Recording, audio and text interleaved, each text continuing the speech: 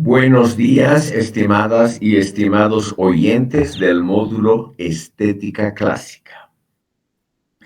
En la sesión de hoy vamos a proseguir con el estudio del Renacimiento, es decir, de uno de los puntos culminantes o el punto por excelencia cumbre de la estética clásica, y vamos a Y en esta sesión vamos a ver también esa enorme distancia entre lo que se ha escrito, lo poquísimo, y lo mucho que se ha producido en el campo práctico. Y este es un fenómeno muy interesante que posteriormente ha sido muy estudiado por diferentes pensadores y filósofos. Quiero indicar a ustedes que en la próxima sesión vamos a entrar a un campo mucho más filosófico, que es el campo del manierismo, porque ahí sí realmente ha habido una notable producción filosófica y una producción estética mucho más reducida. Y vamos a poner en la pizarra del chat a los pensadores que vamos a tratar hoy. Estimado público, hemos visto en la sesión anterior el comienzo del Renacimiento y debo repetir el punto central, el más importante. El Renacimiento es ante todo y sobre todo una reacción a los más de 1000 años de tuición eclesiástica y parcialmente civil de todas las actividades humanas por medio de la Iglesia Católica en el occidente europeo y de la Iglesia Ortodoxa en el Oriente. Es decir, estimado público, ha habido realmente una acumulación de un sentimiento opuesto a esa tutela intelectual que ha significado la Iglesia Católica en la vía práctica, no necesariamente en la teoría, durante más de 1000 años, incluyendo los 2 últimos siglos del Imperio Romano de Occidente, que fueron también siglos muy tutelados por una iglesia todavía llamada cristiana, englobaba a las dos, una iglesia cristiana que desde un primer momento, cuando estuvo en el goce, en el ejercicio del poder con el emperador Constantino, se dedicó realmente a prescribir las actividades artísticas, intelectuales y civiles del Imperio Romano. ¿Por qué esta tutela ha sido tan mal vista a fines de la Edad Media y principios del Renacimiento, pese a esa enorme expansión de actividades artísticas? Aquí ha habido, estimado público, evidentemente un fenómeno paradójico que ha sido durante el siglo XIX estudiado ampliamente por el pensador suizo Jacob Burckhardt. Estoy poniendo el nombre en la pizarra del chat.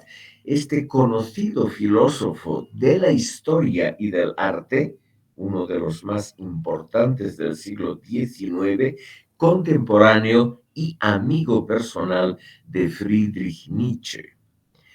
Jacob Burckhardt ha compuesto una obra en la cual me voy a basar hoy, llamada El Cicerón.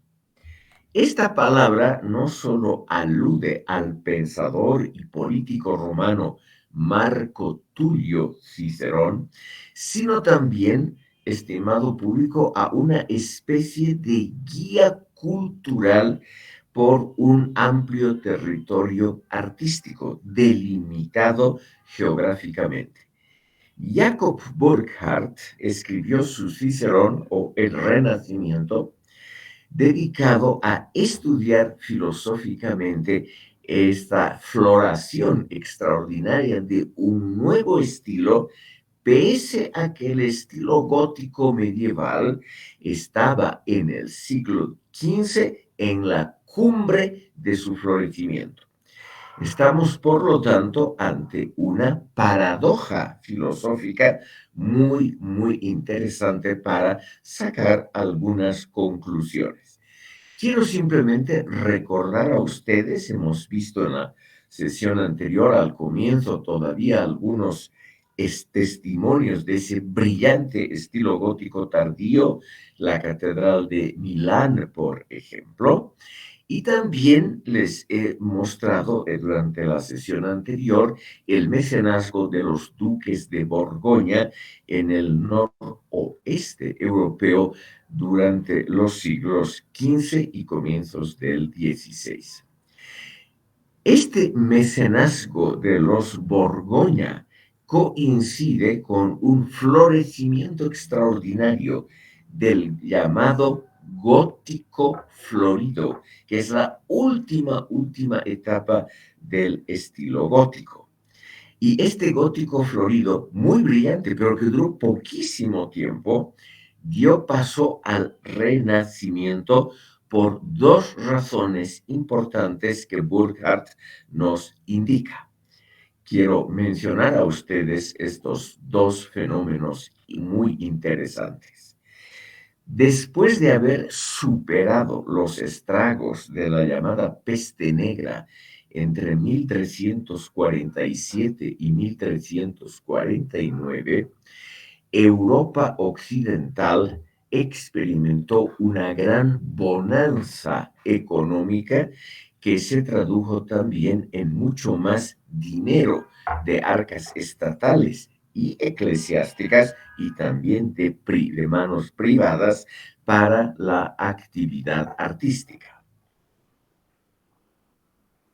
En contra de lo que sostienen algunos pensadores muy populares en el área andina, como Franz J. Hinkelammert y Enrique Dussel, ese siglo antes de del descubrimiento de América no fue un siglo precisamente en que Europa haya sido, según Dussel, un mero apéndice del continente euroasiático y de la cultura musulmana.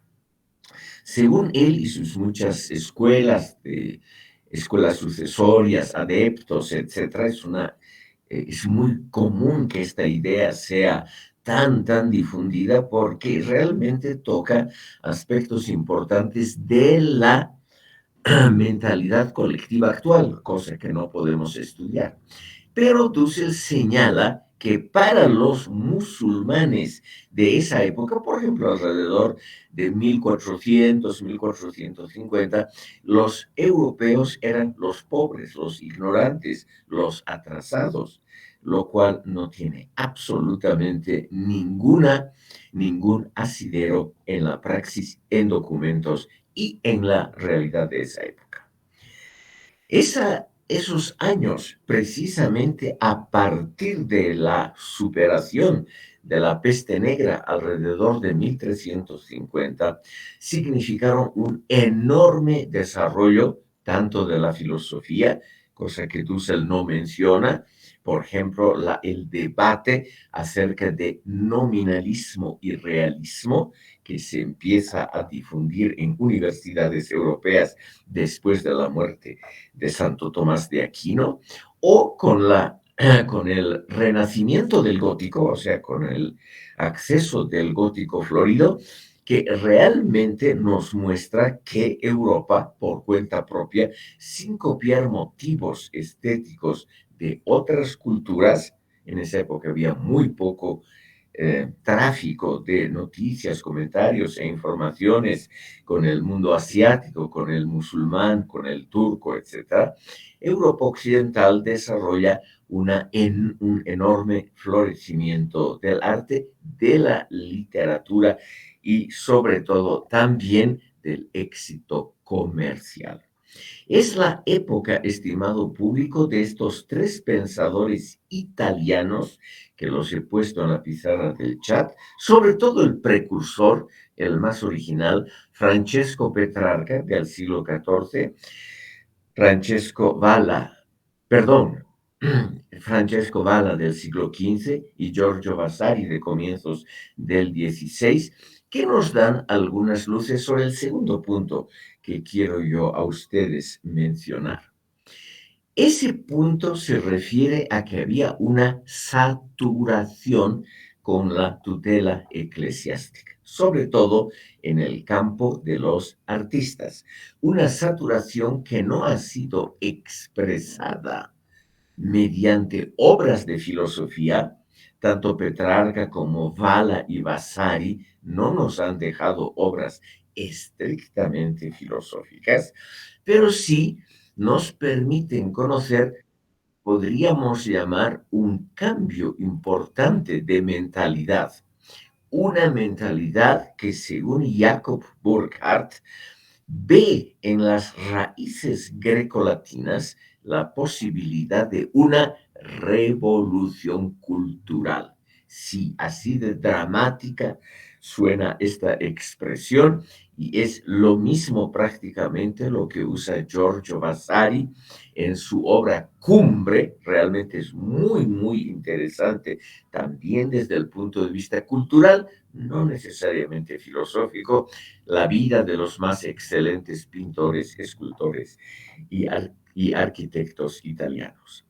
Ese cambio de mentalidad, estimado público, ocurrió en el interior prácticamente de Europa, al descubrirse cada vez más ruinas, estatuas, restos de la cultura grecolatina, y al mismo tiempo, como había más dinero, las ciudades habían crecido, había más posibilidades culturales, se fundaban universidades y claro, de rebote, yo admito, con cuentagotas, todo esto significó un comienzo de esa revolución cultural, o sea, de ese cambio de mentalidad, para lo cual, y esto quiero enfatizar muy claramente, para ese cambio de mentalidad no tuvo nada que ver el contacto con el mundo musulmán en sentido estricto. El mundo árabe se hallaba en absoluta decadencia entre los años 1300 y 1500, y el mundo otomano, islamizado, pero diferente al mundo árabe, no ha producido, que yo sepa, pudiendo equivocarme, ningún elemento de renacimiento cultural en Europa Occidental, es decir, de retorno al mundo grecolatino, del cual probablemente los turcos otomanos sabían muy poco y se interesaban muy poco, pese a algunos vestigios arqueológicos importantes, por ejemplo, en Constantinopla, etc. Me atrevo a decir, citando a Jacob Burckhardt, que de ninguna manera es un pensador reaccionario o un amigo del poder eclesiástico, nada de eso. Él era un pensador de origen protestante, muy orgulloso de la autonomía que tenían las ciudades suizas en el siglo XIX. Basándome en Burckhardt, les puedo decir que ese renacimiento del mundo greco-latino ocurrió realmente por una prosperidad económica que se manifestó también en la búsqueda típico de gente rica, de otros motivos artísticos, de otros motivos ornamentales, muy normal cuando hay dinero que la gente quiere una cierta variación y variabilidad en los motivos decorativos y también en un descubrimiento muy interesante de manuscritos antiguos. Estos manuscritos antiguos habían permanecido, por suerte, en monasterios, en casas de gente importante, y a partir más o menos de 1400 hay realmente un renovado interés por estudiar esos manuscritos en un mundo, estimado público, que todavía había conservado un ligero interés por los idiomas clásicos, sobre todo por el latín en las universidades de Europa Occidental, desde Lisboa en Portugal hasta Cracovia en Polonia, la lengua franca, o sea, el idioma usual era el latín, y había, usando la palabra de Jacob Burckhardt, una verdadera hambre, es decir, una sed gigantesca por esos manuscritos de la época grecolatina. Por lo tanto, sin gran temor a un craso error, aunque siempre esto es posible, podemos afirmar que el Renacimiento es un movimiento intraeuropeo, sobre todo de Europa Occidental, para el cual las influencias otomanas, turcas, árabes, musulmanas, hinduistas, etcétera, han sido casi nulas, casi inexistentes. Entonces, podemos decir con Giorgio Vasari que realmente el redescubrir la belleza, un canon estético, la belleza de las ruinas griegas y sobre todo romanas, ha sido realmente uno de los dos impulsos más importantes. El otro fue el redescubrimiento de manuscritos de la filosofía, de volver a las fuentes del saber clásico. Entonces, estimado público, lo que tenemos a partir de 1400 y mucho más claramente a partir de 1460, cuando se inventa la imprenta, se rebajan notablemente los precios de los libros y sobre todo se imprimen obras clásicas. Ustedes como estudiantes de filosofía tal vez han escuchado hablar de Erasmo de Rotterdam, ese gran genio holandés que pasó una parte de su vida en los talleres de imprenta, en los famosos talleres de Aldo Manuccio en Venecia o del señor Froben en Basilea, los grandes realmente imprenteros de la época, y estos imprenteros de la época realmente reavivaron las culturas grecolatinas porque una parte importante de lo impreso eran textos que habían sido olvidados durante muchísimo tiempo o que habían permanecido aletargados en monasterios y bibliotecas.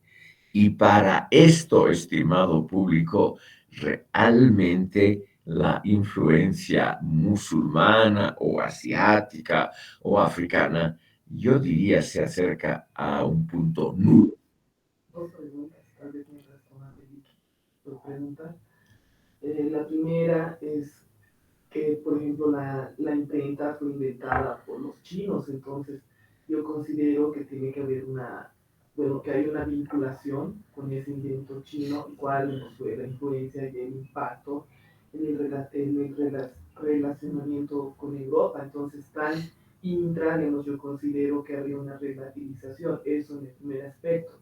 Y en el segundo aspecto, en las universidades del sur de España, los traductores también habían judíos, o sea, habían árabes, lo que han hecho las traducciones de Platón, ¿no? Entonces me gustaría, por favor, que esos dos aspectos se podrían ampliar, explicar por qué Sí, estos dos aspectos no tendrían influencia en el Renacimiento, si en el mundo antiguo también, o sea, se vincula, no se puede decir que no había, ¿no?, contacto sí, ni relación gracias. intercultural.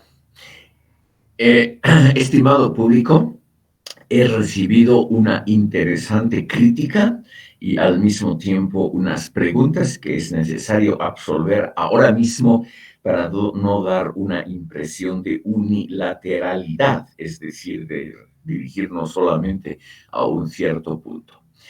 Aquí me señalan dos puntos que relativizan lo que acabo de decir, que son dos temas interesantes.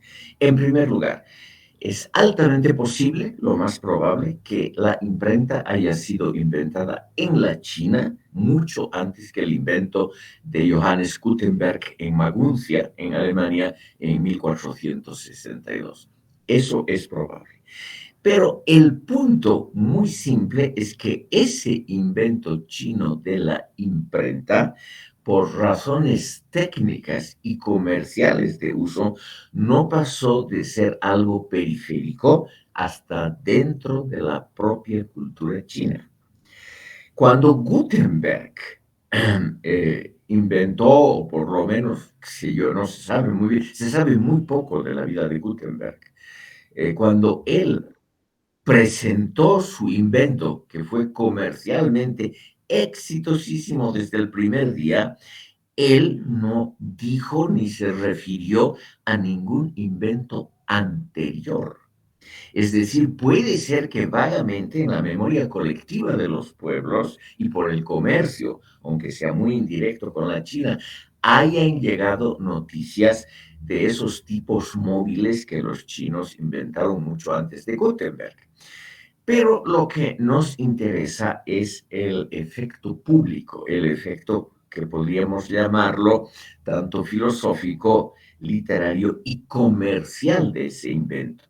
En la China misma, y eso se puede ver viendo la historia china hasta el siglo XIX, ese invento tuvo una utilización muy reducida. La gran expansión de la cultura china mediante obras impresas ocurrió cuando a partir de fines del siglo XVIII se importaron imprentas occidentales a la China y se la adaptaron naturalmente a los caracteres chinos.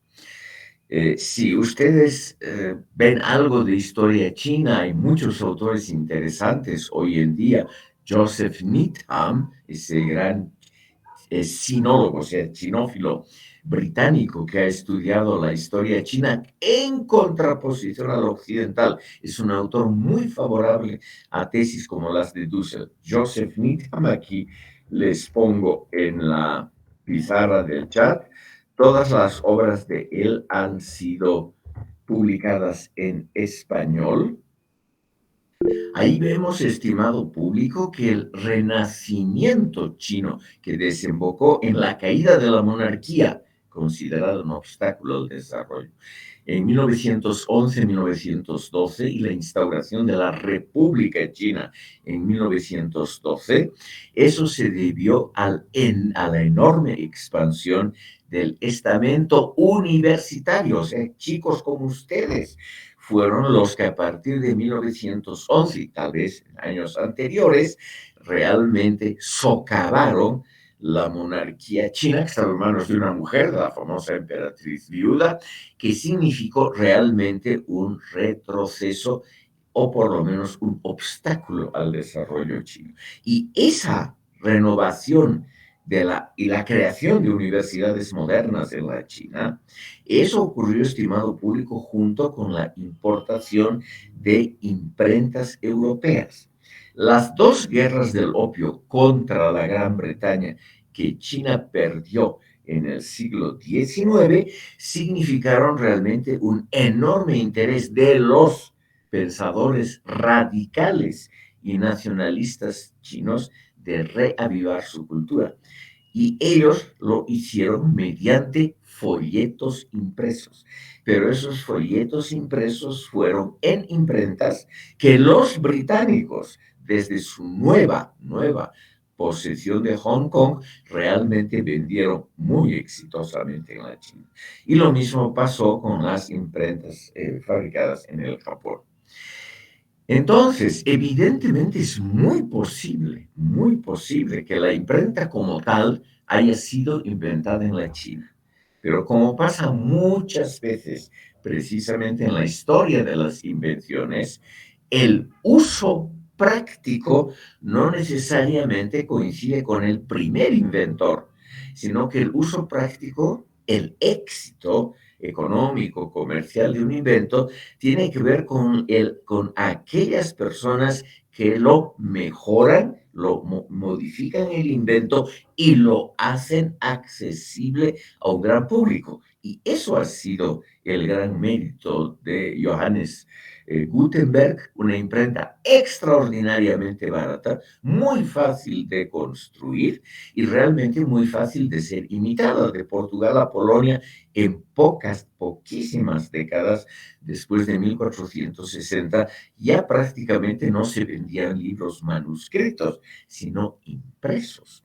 Y estos grandes imprenteros, como los que les he mencionado, en Barcelona, en Venecia y en Ginebra, perdón, en Basilea, perdón, no en Ginebra, estos puntos claves de la difusión impresa tenían que ver con ese invento mejorado del señor Gutenberg y ellos mismos nunca supieron que había tal vez un testimonio anterior chino. Eso es altamente probable que haya ocurrido. Lo que yo puedo decirles con alguna seguridad, leyendo, por ejemplo, la biografía de Erasmo de Rotterdam o de los pensadores que nos preocupan, por ejemplo, de Giorgio Vasari, es que ellos jamás supieron de una influencia china y ellos no tenían por qué, digamos, ocultar o mencionar, no había ninguna política pro-norteamericana o cualquier cosa pro-imperialista para ocultar una posible influencia china. Más bien el poco interés por la China después de la publicación de las obras de Marco Polo, justamente en la Italia del Norte, a partir del siglo XIV, de Marco Polo.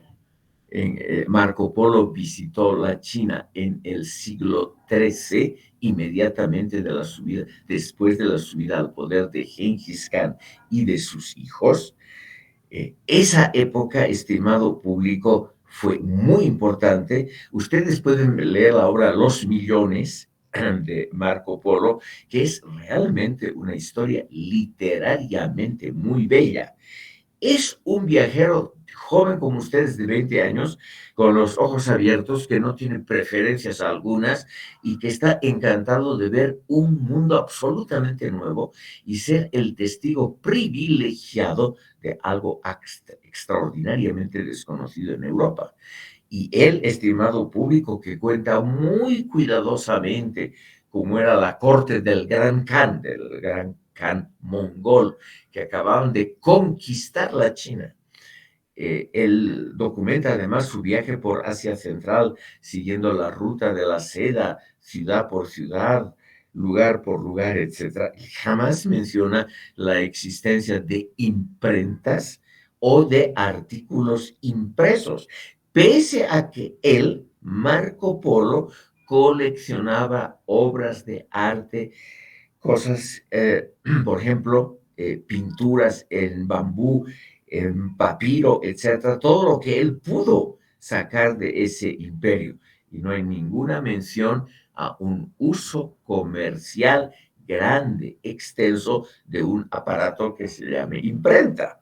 Entonces, puede ser, evidentemente, reitero, para no herir susceptibilidades del tercer mundo, puede ser que el invento sea estrictamente chino, pero el uso, la difusión, estimado público, fue hecha por un señor alemán desde Maguncia en 1462, cuando inventó una cosa práctica, una cosa que fue copiada inmediatamente en toda Europa. El segundo punto, en referencia a los traductores sí, de la filosofía platónica han sido árabes. El y segundo también punto, judíos en las universidades del sur de España. el segundo punto muy interesante, contrario a mis modestas opiniones, que lo voy a reiterar aquí porque es muy importante, es algo que también hay que considerar, la influencia de las escuelas de traductores en el sur de España, sobre todo en Toledo y Córdoba, durante los últimos siglos de la Edad Media, y la influencia del mundo árabe vía esos traductores. Es verdad totalmente que en las escuelas de traductores árabes en el sur de España, donde convivían tres grupos étnicos, judíos, o tres grupos religioso-étnicos, árabes, musulmanes, judíos de religión hebraica y cristianos, es decir, españoles descendientes de visigodos que obviamente eran cristianos, que hasta la llegada de los reyes católicos y el comienzo de la Inquisición bajo los reyes católicos, o sea, a partir más o menos de 1480, estas tres comunidades vivieron más o menos pacíficamente en una España que ya estaba casi completamente, como ellos dicen, reconquistada por los cristianos. Solo faltaba el pequeño reino de Granada en el extremo sur de España, donde no hubieron escuelas de traductores. Las escuelas de traductores estaban en Toledo, que es la capital histórica del Reino de Castilla, situada al sur de Madrid, y en Córdoba, que había sido la capital del Emirato, después Califato de Córdoba, un gran centro de cultura musulmana, que fue conquistada tempranamente por los cristianos ya alrededor de 1200, después de la famosa batalla de las Navas de Tolosa. Entonces, estimado público, aquí tenemos evidentemente escuelas importantes de traductores, y es lo que lamentablemente hay que decirlo con todas las letras y que suena muy pro-europeo y anti-árabe. Las obras traducidas fueron casi en su totalidad obras griegas, es decir, no hubieron pensadores árabes que hubiesen sido traducidos y que hubiesen importado para este renacimiento a partir del siglo XV. Y además hay que también reconocer que una parte importante de los escritos de Platón y Aristóteles ya habían sido traducidos anteriormente. Yo les he mencionado a ustedes en una sesión anterior la vida y la obra del filósofo y político romano Boecio. Boecio vivió entre 480 y 524, murió ajusticiado a los 44 años. Este hombre, muy importante en la filosofía, es el autor de la obra La Consolación de la Filosofía, la obra más leída durante la Edad Media. Y este Boecio dedicó su vida y su enorme fortuna personal, era el hombre más rico al final del Imperio Romano, dedicó esos recursos a traducciones de Platón y Aristóteles, las de Aristóteles hechas personalmente por él.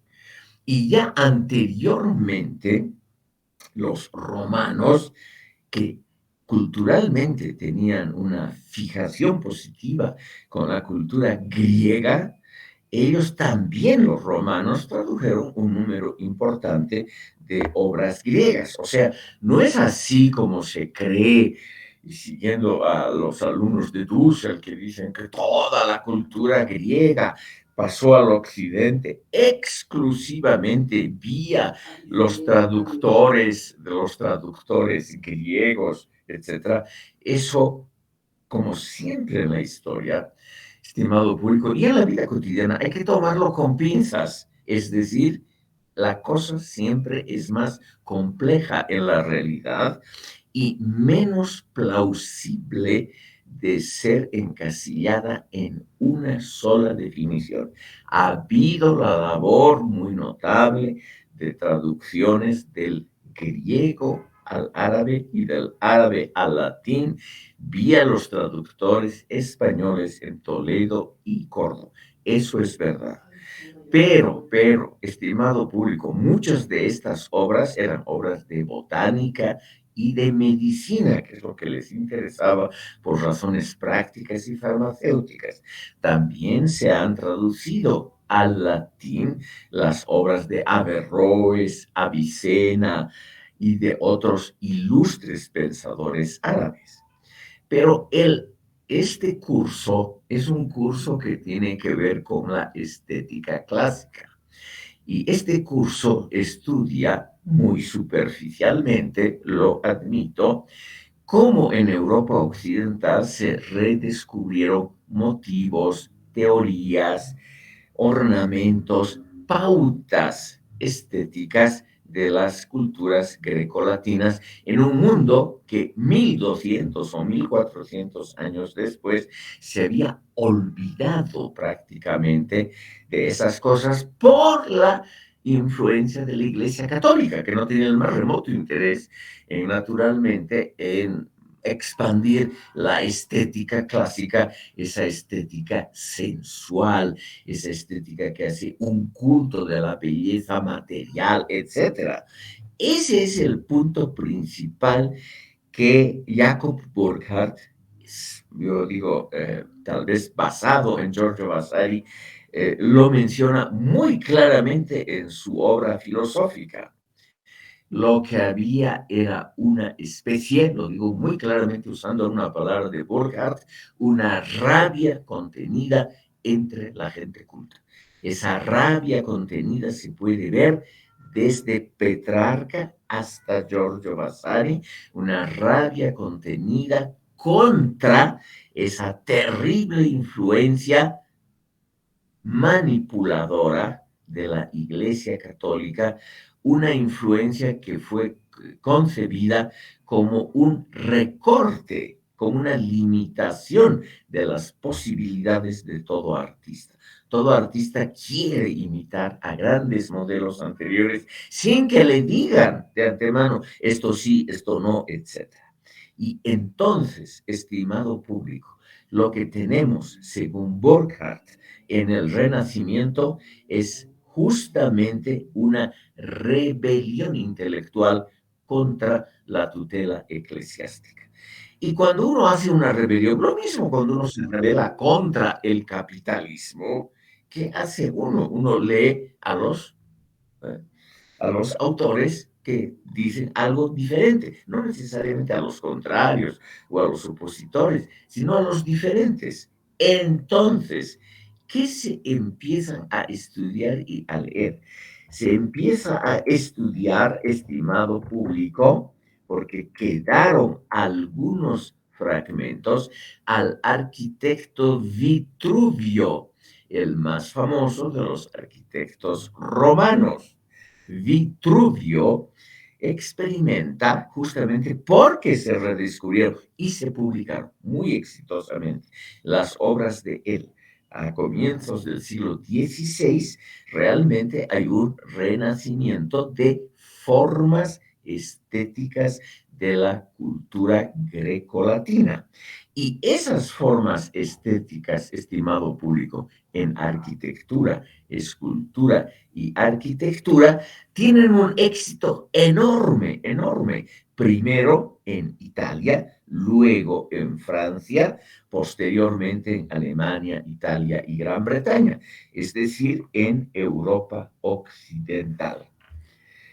Lo que yo quiero mostrarles con todo esto, estimado público, es por qué hay esa vuelta a lo clásico, a lo considerado como estética clásica, que es el tema de este curso.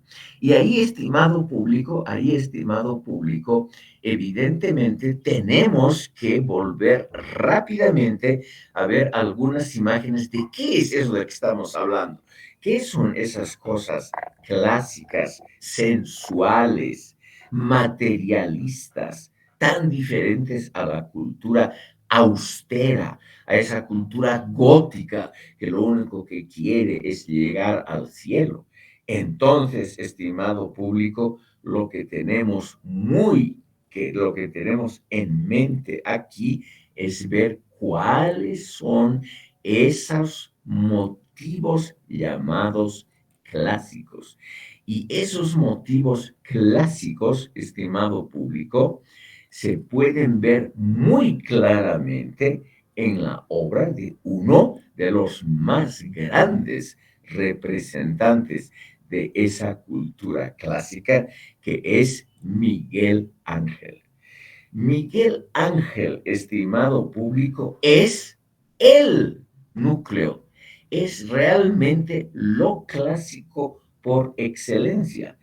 O sea, si este curso de estética clásica dejara de lado a Miguel Ángel, sería simplemente una tontería, porque él es la representación máxima del Renacimiento y de lo clásico. Aquí les quiero mostrar, en la sesión anterior hemos visto la pintura realizada por Miguel Ángel, los frescos de la Capilla Sixtina, la bóveda, el juicio final, etcétera. Hoy, estimado público, vamos a ver justamente lo clásico en la escultura, porque eso también ha tenido una influencia decisiva sobre el Renacimiento. Muy tempranamente, entre 1501 y 1504, Miguel Ángel crea la estatua del David, que ustedes aquí la tienen en la pantalla. Y ustedes van a ver inmediatamente que esta escultura es totalmente diferente a lo que hemos visto anteriormente, lo poco de escultura que hemos visto de la Edad Media. Primer lugar, aquí vemos muy claramente un enaltecimiento de la juventud, de la sensualidad, de las proporciones y de la belleza estética. Ustedes ven, es un hombre joven, totalmente desnudo, en la flor de la edad. El rostro es muy bello, el cuerpo, etcétera, y todos sus miembros tienen lo que se podría llamar una proporción clásica. Esas proporciones enseñadas por Vitruvio y por lo poco que había quedado, que había sobrevivido del mundo clásico greco-latino. Esta estatua estuvo durante siglos expuesta en el exterior, sobre la plaza de la Signoria en Venecia. Y como esta estatua siempre ocurre, vamos a ver lo mismo en la siguiente vista, esta estatua fue atacada por vándalos modernos en el siglo XX, sí, estimado público. Hasta el siglo XX esto ha estado en el exterior. Yo todavía en los años 60 la he visto en Florencia, delante del Palacio de la Signoria en Florencia. Y al ser atacada por vándalos que estaban justamente en contra del arte clásico, en contra de la dictadura de lo antiguo, esta estatua fue restaurada, le cortaron sobre todo los dedos, o sea, con lo que se produce el arte. Eh, esta estatua está ahora en la Academia de Florencia, en la galería de la Academia, y está naturalmente ultra protegida. Es muy, ya no se puede uno ni acercar a mucha distancia. Yo suplico que ustedes vean solamente un aspecto. Esta es la lucha de David, de la juventud, de la renovación, contra Goliat, lo viejo, lo arcaico, lo autoritario. Y como vamos a ver posteriormente en otras obras de arte, esta obra al mismo tiempo es un símbolo. No hay necesidad de mostrar a Goliat. Eso es la extraordinaria novedad intelectual que introduce este pintor Miguel Ángel Buonarroti. Él introduce, estimado público, la idea muy intelectual de que se puede mostrar una, una pelea entre dos personas exhibiendo solo al ganador. Y el ganador mismo lo derribó a Goliat con una onda. La onda está apenas mostrada. Aquí, estimado público, con el brazo derecho, perdón, izquierdo, con la mano izquierda, él sostiene esa onda, que la pueden ver ustedes más claramente si vemos la espalda de la estatua. ¿Ven ustedes? Esta es la onda, un instrumento que también conocían los incas de ejercicio bélico. La onda es una piedra, un objeto muy duro, contundente, que se lo hace arrojar con fuerza, dando muchas vueltas a esta guía de cuero duro. Como ustedes lo pueden ver de frente, apenas la onda está indicada y no está mostrado el vencido, no está Goliat, el grande, el gigante, el opresor, etcétera, porque basta mostrar que el vencedor es joven, bello y con una mirada que todos dicen inteligente. Entonces, estimado público, que aquí pueden ver ustedes con más detalle, la juventud, la belleza y la inteligencia se sobreponen, estimado público, a la decrepitud, a la vejez, a la opresión y a la fealdad. Y no se necesita mostrar más. Entonces, esta es realmente una opción que podríamos llamar prácticamente filosófica. Es una decisión, estimado público, filosófica que toma este joven Miguel Ángel a muy temprana edad. Él había nacido, estimado público, cerca de Florencia en 1475. Tuvo, eso sí, una vida muy larga.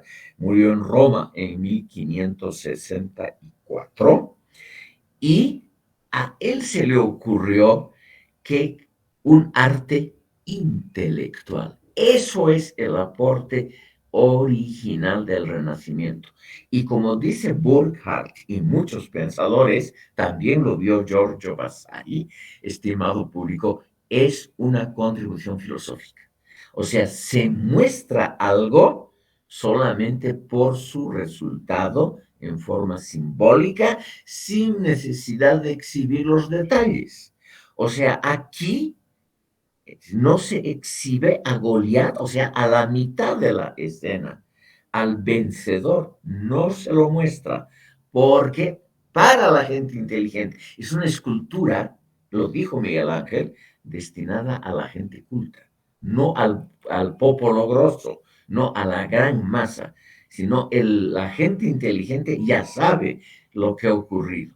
Y esta escultura muestra que la habilidad, no la fuerza bruta, la habilidad es lo que puede vencer en una batalla. No la fuerza de Goliat, etcétera, sino este joven, claro, es verdad, musculoso, fuerte, etcétera, muy deportista, un hermoso cuerpo, de eso no hay duda, estimado público, como se lo ve aquí en esta última imagen que muestro de David.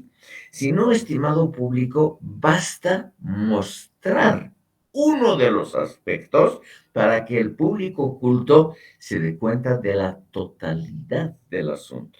O sea, se muestra solo a David, pero se lo muestra joven, vencedor, inteligente, y eso es suficiente para dar a entender la derrota de Goliat. ¿Ven ustedes? Ese es un aporte filosófico que realmente todos señalan como importante, todos señalan esa contribución intelectual filosófica de Miguel Ángel, quien había estado en la famosa Academia Platónica de la familia Medici en Florencia. Justamente alrededor del nacimiento del 1470,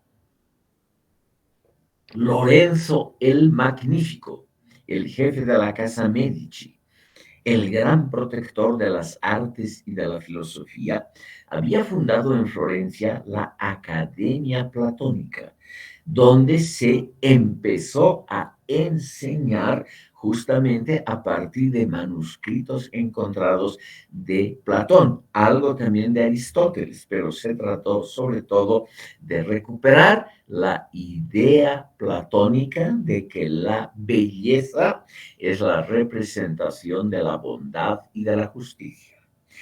Esa idea, o sea, la belleza como representación de la bondad y de la justicia, la tenemos aquí en la segunda escultura de Miguel Ángel que les quiero mostrar, que es muy famosa, que se llama La Piedad, ¿ya? La obra se llama simplemente La Piedad.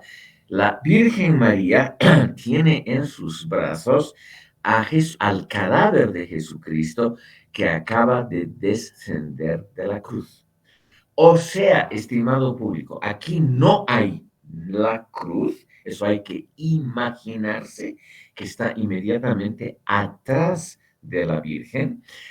No está el séquito José de Arimatea y toda la gente que acompañó el descenso del cuerpo de la cruz. No hay nada de ese acompañamiento. La escena está reducida a lo esencial. La Virgen María aquí, ustedes la ven. Vamos a ver aquí otra imagen. Una joven obviamente de aspecto italiano, de extremada belleza a la cara, que recatadamente sostiene el cuerpo de su hijo muerto.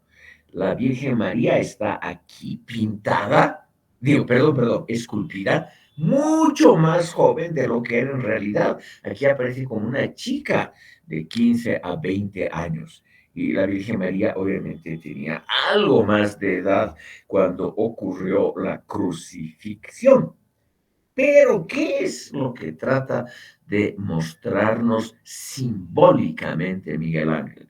Trata de mostrarnos que la belleza de la Virgen María, este rostro angelical de la Virgen, la belleza física es la representación de la bondad moral. Eso es, estimado público, la enseñanza que tuvo Miguel Ángel en la Academia Platónica de Florencia, de sus maestros, por ejemplo, el filósofo Ficino, Marsilio Ficino, fue maestro de Miguel Ángel en la Academia. Entonces, aquí tenemos la típica idea filosófica platónica. La belleza material es la representación de la bondad ética. Aquí también vemos a Jesucristo, que es un cuerpo hermoso. Aquí lo ven ustedes, los cabellos muy cuidadosamente trabajados por el artista, hasta los pelos de la barba y el bigote, todo trabajado muy cuidadosamente. ¿Para qué? Para representar por medio de la belleza, representar la idea de la bondad, del cariño, etcétera. Ese es el mensaje, estimado público, que nos transmite esta escultura que hoy está protegida también, lo mismo que el David de Miguel Ángel, porque también fue víctima del vandalismo en el siglo XX. Justamente un vándalo con un martillo, en esa época en que se podía entrar a la basílica, está en la Basílica de San Pedro en el Vaticano, la estatua, Y se podía acercarse uno y tocar la estatua muy fácilmente. En esas épocas, hasta 1960, 70, no había ninguna regulación. Además, como era una iglesia abierta al público, se podía entrar sin el más remoto problema. No había control de si uno llevaba instrumentos metálicos o algo así, lo que ahora hay. Entonces, ustedes ven aquí el trasfondo es el trasfondo de la iglesia, o sea, la Basílica de San Pedro en el Vaticano. El vándalo trató sobre todo de dañar el rostro de la Virgen María, ¿no? Más o menos alrededor de 1970. Y eso, y eso es lo normal, lo habitual, porque el rostro bello es justamente, según la filosofía de esa academia platónica, el rostro bello es la representación de la bondad, de la justicia, etc. La Virgen María trata de representar la lucha contra la maldad, contra esos perversos que han crucificado a su hijo. Entonces ella, con la mano abierta, que seguramente pide clemencia, es la representación, estimado público, de esa unión clásica, ese es el núcleo de la estética clásica que se encuentra en Platón, esa combinación de belleza, bondad y justicia. Tiene que ser bella la representación para precisamente provocar en nosotros el sentimiento de belleza. Vamos a ver, estimado público, rápidamente otras obras de Miguel Ángel como escultor. Y aquí tenemos la iglesia de San Lorenzo en Florencia. La iglesia de afuera, estimado público, es una cosa horrible. No les muestro porque no vale la pena. Miguel Ángel se comprometió con la familia Medici, que es la que encargó lo que vamos a ver ahora, las tumbas de los Medici, se comprometió a ejecutar una bellísima fachada con mármol para la iglesia de San Lorenzo. Lamentablemente, eso es lo típico de este pintor, no es un elemento filosófico, pero no estaría mal nombrar. Miguel Ángel empezó muchísimos proyectos que no terminó. En eso muy parecido a Leonardo da Vinci. O sea, empezaba cosas y las dejaba.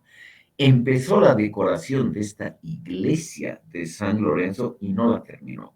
La fachada está todavía hoy como era en 1400, una fachada de ladrillo visto horripilante. Y en el interior, que tiene varias capillas, la más solamente una fue terminada por Miguel Ángel.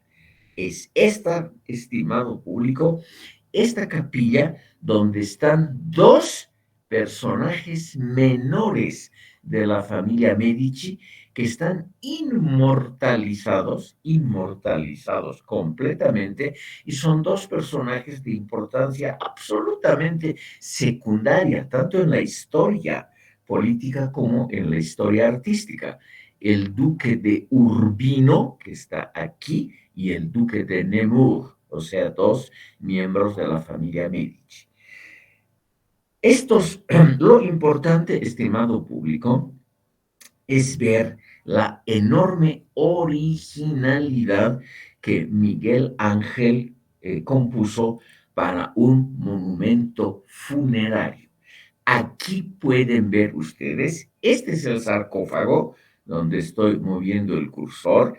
Aquí está el cuerpo de uno de estos jóvenes Medici. Los dos murieron a edad muy, muy temprana. Aquí está.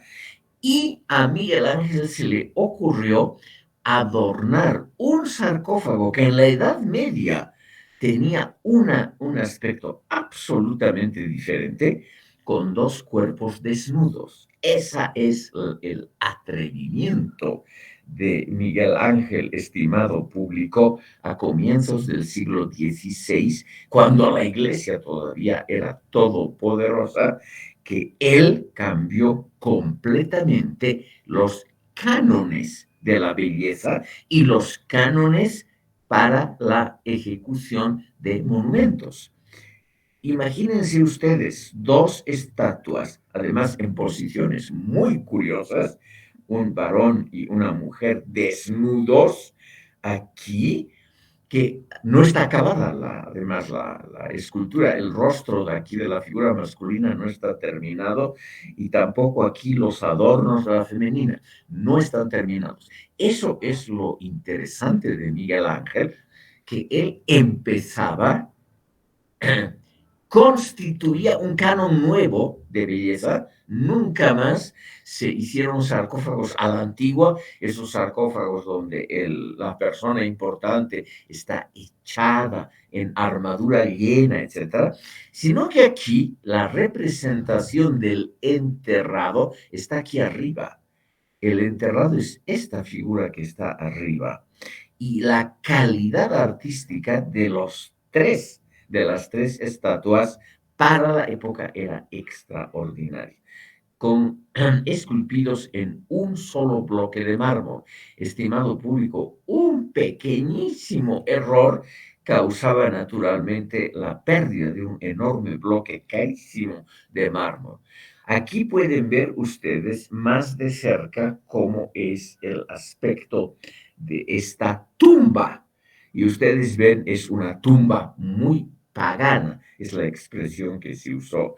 Es decir, es una tumba que no nos da una idea cristiana del asunto, de un enterramiento, sino realmente una escena realmente pagana.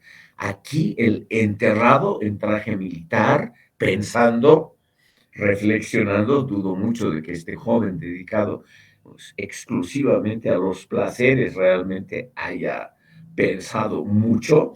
Y aquí las verdaderas joyas de la arquitectura, perdón, de la escultura, porque son obras muy tempranas, es decir, antes, estimado público, de que realmente se haya popularizado el arte del desnudo.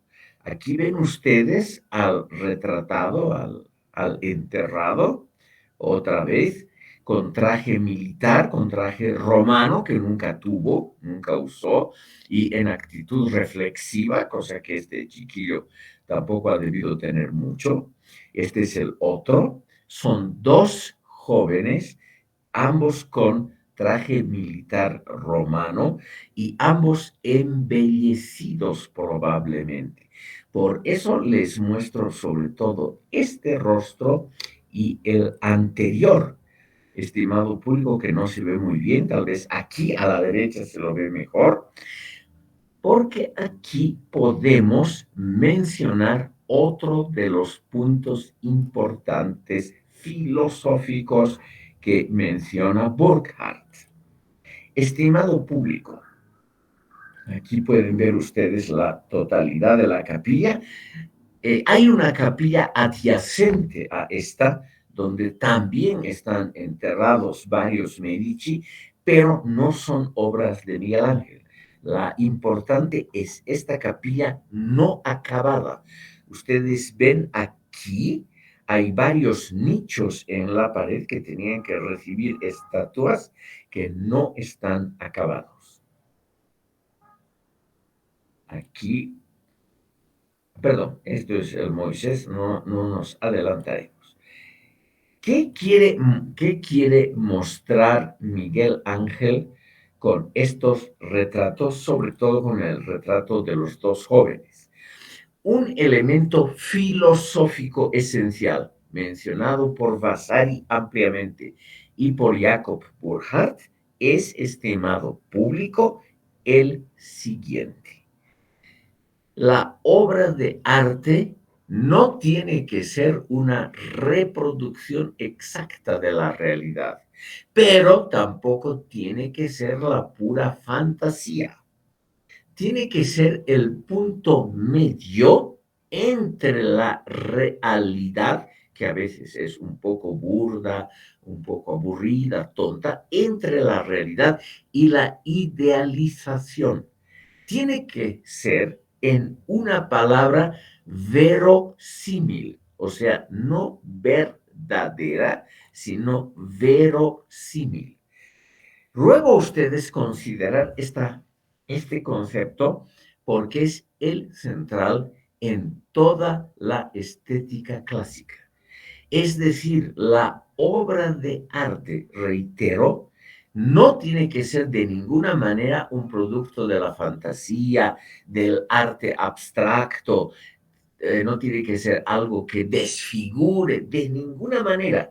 Tiene que acercarse a lo natural, tiene que acercarse a la reproducción fidedigna de la naturaleza, pero al mismo tiempo tiene que mejorar los objetos mostrados, tienen que ser mejorados, tienen que ser idealizados, pero dentro del marco de lo verosímil, o sea, de acercarse verosímil, similar a la realidad. Tiene que acercarse a la realidad. O sea, es un arte naturalista. No tiene que haber ninguna invención fuera de lo estrictamente natural, de lo que ocurre en el mundo, pero dentro del límite de lo verosímil, de ser similar a la verdad, tiene que idealizar, mejorar los retratados, lo mostrado, los colores, etc. Entonces, estas esculturas de los dos jóvenes Medici, estimado público, gente que los ha conocido ya en el siglo XVI explicó que los jóvenes no tenían de ninguna manera, la belleza mostrada en aquí están los dos, ustedes ven uno sin casco y el otro con casco, el duque de Urbino y el duque de Nemours. Y estos dos, estimado público, están obviamente mejorados. Ninguno fue militar, menos romano y menos victorioso, pero se lo puede representar así sin desfigurar la realidad. Lo mismo la escultura del otro primo, eran primos hermanos entre sí. Aquí está, estimado público, como un militar que está reflexionando. El chico seguramente nunca tuvo mucho interés por reflexionar. Entonces, el punto central, estimado público, es la teoría de la verosimilitud. Verosimilitud, esta difícil palabra, tiene que acercarse a la realidad, tiene que ser una representación de la naturaleza, pero una representación mejorada de la naturaleza. La modelo, por ejemplo, que ha posado para esta original estatua era menos bella, menos fuerte, menos musculosa de lo que aparece aquí. Pero estos posibles excesos musculosos se mantienen de alguna manera en límites aceptables, es decir, son verosímiles. La otra novedad es que aquí en el sarcófago hay un plano inclinado y es la primera vez, estimado público, que se presenta en una tumba un plano inclinado y una imagen que parece que está cayendo, pero que está firmemente sentada o más o menos echada. Es decir, se está por caer y no. Y eso es lo que Miguel Ángel quiso mostrar en estas famosas estatuas. Aquí se la ve en la totalidad. Lo que hemos mostrado sobre todo es la tumba, el monumento funerario de la derecha. El de la izquierda es también muy notable. Ustedes ven, hay muchos nichos que no están ocupados porque la obra no fue concluida y faltó también la, la representación de la representación de las otras tumbas que le viene encargado a Miguel Ángel. Vamos a ver, estimado público, una última escultura de Miguel Ángel, que es el Moisés, que está en la iglesia de San Pietro in Vincole. Esta estatua fue ejecutada alrededor de 1515. Es el monumento funerario al Papa Julio II. Voy a mostrar en la segunda parte de esta sesión un retrato de este Papa. Estimado público, está sin acabar, porque tenían que haber 40 estatuas y ustedes ven que aquí hay solo 6, incluyendo tal vez aquí los adornos suman algo más. Pero el Papa Julio II, un gran protector de las artes, un personaje realmente renacentista, él era militar, rara vez se bajaba del caballo, expandió notablemente mediante una estrategia exitosa los límites de los estados de la iglesia y al mismo tiempo es el que el que comandó a Miguel Ángel a ejecutar los frescos de la Capilla Sixtina y le pagó extraordinariamente bien. Estimado público, no es así como la leyenda popular cree que Miguel Ángel vivió una vida durísima de sufrimiento. No, él recibió realmente honorarios absolutamente principescos para la época y beneficios muy notables.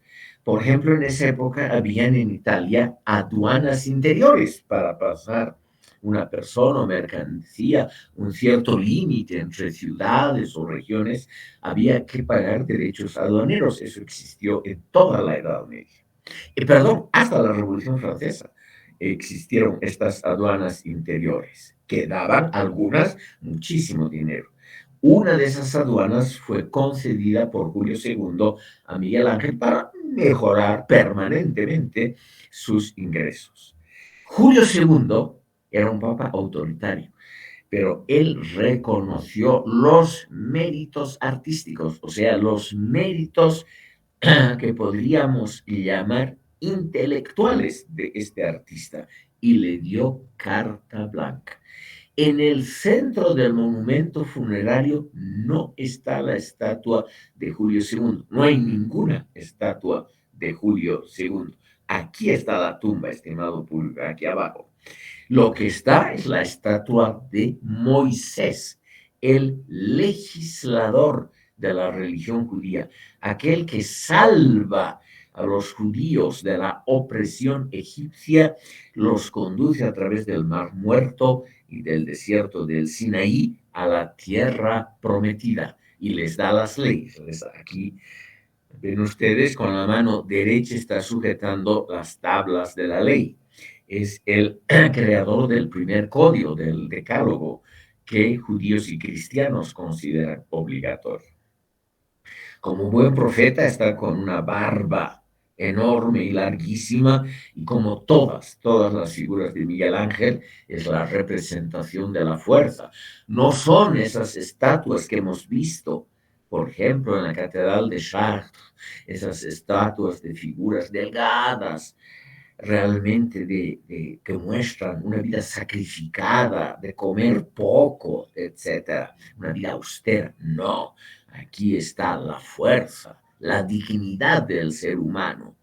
Eso, estimado público, es lo que Miguel Ángel siempre trató de mostrar, la dignidad del ser humano.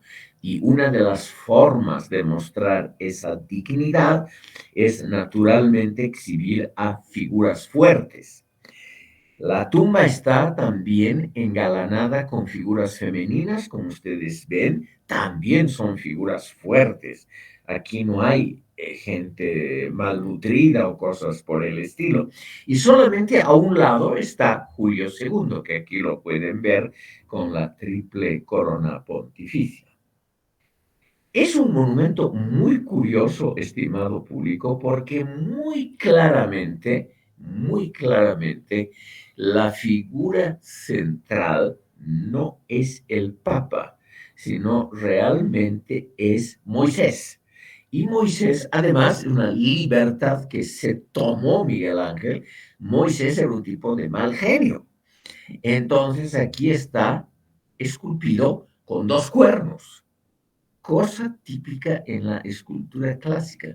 Miguel Ángel con ello nos muestra que él conoce muy bien la historia, que él conoce los antecedentes y sabe que en algunos relatos bíblicos se dice que a Miguel Ángel, perdón, que a Moisés le salieron cuernos cuando estaba de mal humor, lo que ocurría a menudo, porque él recibe en lo alto del monte Sinaí, en medio de rayos y truenos, recibe las tablas de la ley que están aquí, donde estoy moviendo el cursor, baja a donde está el pueblo judío esperándolo y se da cuenta que ya están adorando a un becerro de oro, o sea, a un ídolo pagano, a un becerro de oro.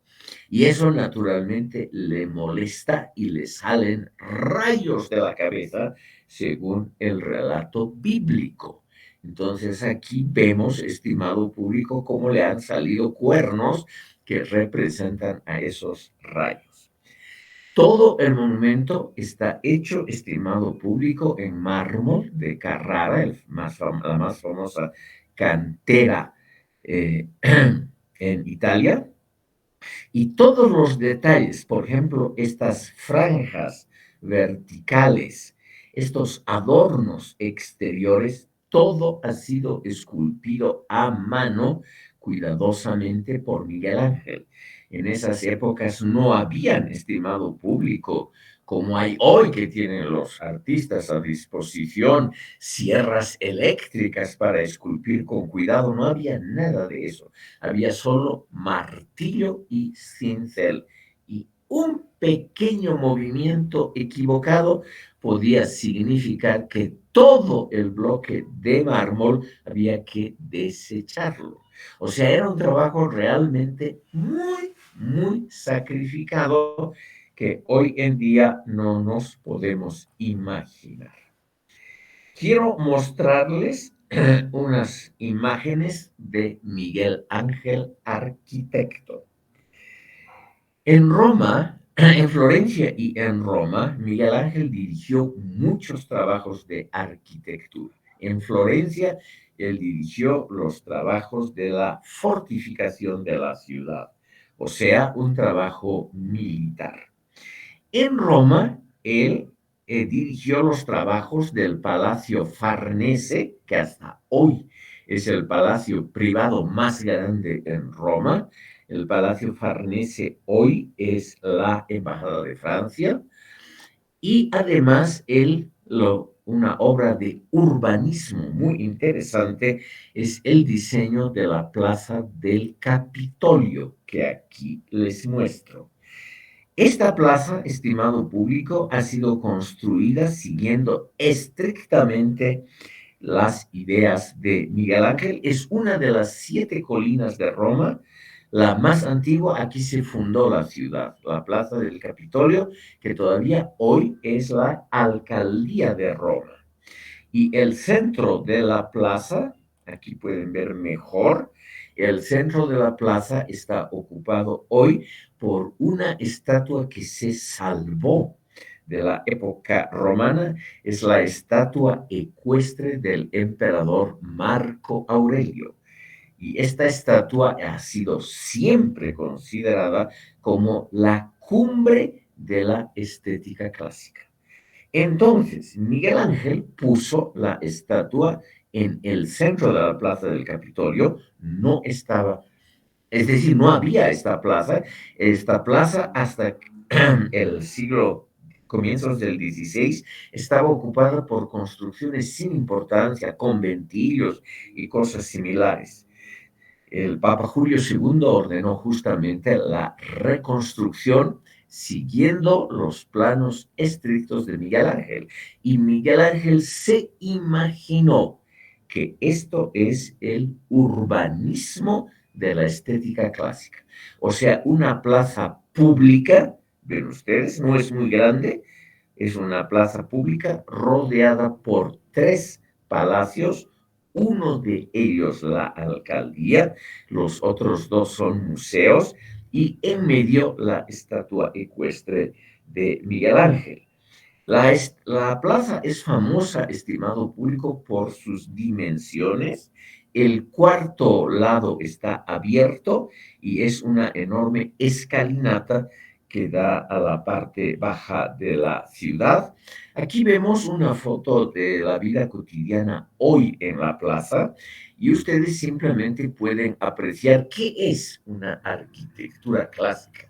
Es una arquitectura que muestra belleza y la belleza se muestra en los detalles. Por ejemplo, aquí los pilares que sostienen el edificio. Aquí a la izquierda el Museo Capitolino, a la derecha está la alcaldía. Y ustedes ven, no hay ninguna necesidad estática, es decir, para mantener el edificio, de tener columnas tan complicadas, aquí cuadradas, aquí redondas, con adornos, etcétera. Todo eso es para que la gente tenga una impresión de lo que es la belleza. O sea, la doble escalinata aquí del Palacio Capitolino. Aquí ven ustedes estatuas clásicas que han sido salvadas también de la época romana y puestas ahí por orden de Miguel Ángel. Ustedes ven aquí que ya no son arcos góticos, se nota claramente son arcos renacentistas aquí de ventanas y puertas, y la combinación entre un color un poco más oscuro y un poco más claro alternadamente. Todo eso, estimado público, está en las indicaciones de Vitruvio, que naturalmente son un poco aburridas de leer porque no son filosóficas, son indicaciones más bien técnicas y por eso no las vamos a mencionar en esta clase. Son indicaciones técnicas como hay que poner estatuas, etcétera, que no vienen al caso para nosotros. Aquí tienen ustedes una vista aérea y aquí pueden ver que la plaza no es simétrica, sino que realmente por problemas del espacio, la plaza es realmente algo irregular, es trapezoide. Y sin embargo, sin embargo, con la estatua central ecuestre de Marco Aurelio, Miguel Ángel ha tratado de hacer un esfuerzo de urbanismo bello. Aquí está la escalinata que yo les decía, que conduce a la parte baja, al centro actual comercial de Roma. Aquí atrás está la avenida de la Vía Imperial, que es el resto de las grandes obras romanas de arquitectura. Y aquí veremos esto rápidamente antes de la pausa.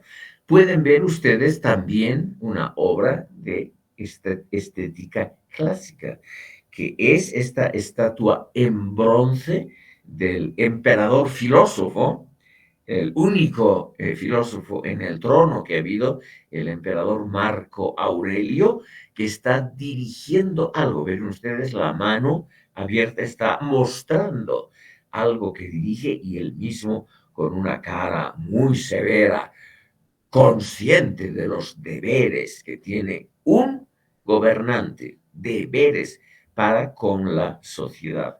Es una estatua romana, una de las pocas que se ha salvado de la época antes de la Edad Media. Así se ve a la estatua. De un lado es una visión esta de perfil. Bueno, estimado público, como son las 12 en punto, aquí, estimado público, les vamos a hacer la pausa, les muestro la última imagen.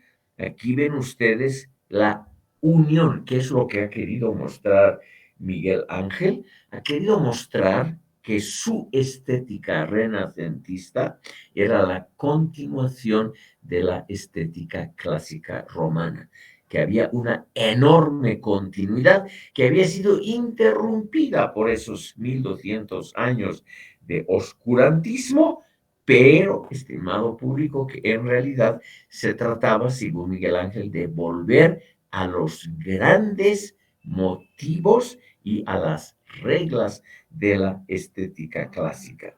Aquí ven ustedes diferentes vistas del caballo. Como todas estas obras siempre están lamentablemente proclives a ser maltratadas por vándalos que sobre todo hoy abundan mucho, en la plaza lo que les he mostrado es una réplica. La estatua realmente está aquí protegida, la verdadera está protegida en un museo. Aquí ven, aquí ven ustedes otra fotografía. Perdón, aquí nos detendremos porque lo que vamos a ver después es pintura, por eso aquí haremos una breve pausa. Aquí los dejo con la estatua de Miguel Ángel y la plaza.